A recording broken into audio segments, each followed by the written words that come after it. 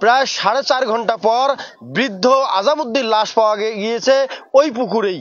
দর্শক, আপনাদেরকে যদি জানিয়ে রাখি, বিকাল 3টার সময় এই এলাকার এক বৃদ্ধ গোসল করতে নেমে নিখোঁজ হয়ে যায়।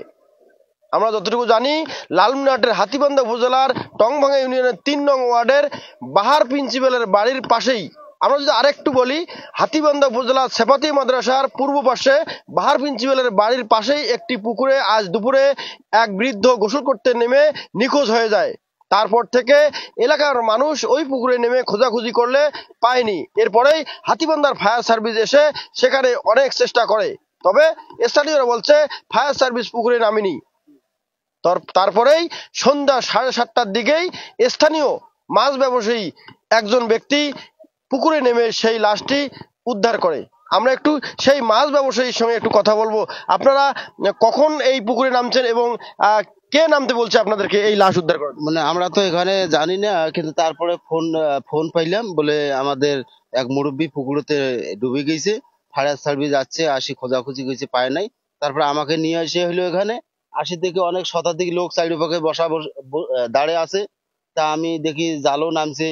তারপরে আমি ফির কাপড় চোপড় পাল্টে ডুব দিলাম। অনেক খোঁজাখুঁজির পর লাশ মাঝ পর্যায়ে আমি পাইলাম। সেখান থেকে আবার ফির একটু সরে আনিয়ে লোককে সিঙ্গেল দিলাম, এখানে লাশ আছে। তারপরে ডুবে লাশ আমি উদ্ধার করে ডাঙ্গাতে তুলে দিলাম। আমি সে সময় ফায়ার সার্ভিস কোথায় ছিল?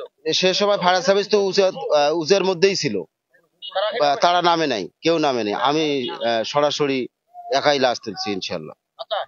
আমরা যদি আরেকটু বলি, এই যে লালমনিরহাটের হাতীবান্ধা উপজেলার টংভাঙ্গা ইউনিয়নের 3 নং ওয়ার্ডের সেপাতি মাদ্রাসার পূর্ব পাশেই, এই অল্প কিছু পূর্ব পাশে বাহার প্রিন্সিপালের বাড়ির পাশেই একটি পুকুর। সেই পুকুরে বৃদ্ধ আজামউদ্দিন প্রতিদিনই গোসল করতে নামেন এবং প্রতিদিনই গোসল করে বাড়িতে ফিরে যান। কিন্তু আজকে বিকাল 3টায় যখন গোসল করতে নামেন, তারপরে থেকে তিনি আর বাড়িতে ফিরে না যাওয়ায় অনেকের সন্দেহ হয় এই পুকুরেই তিনি ডুবে গেছেন।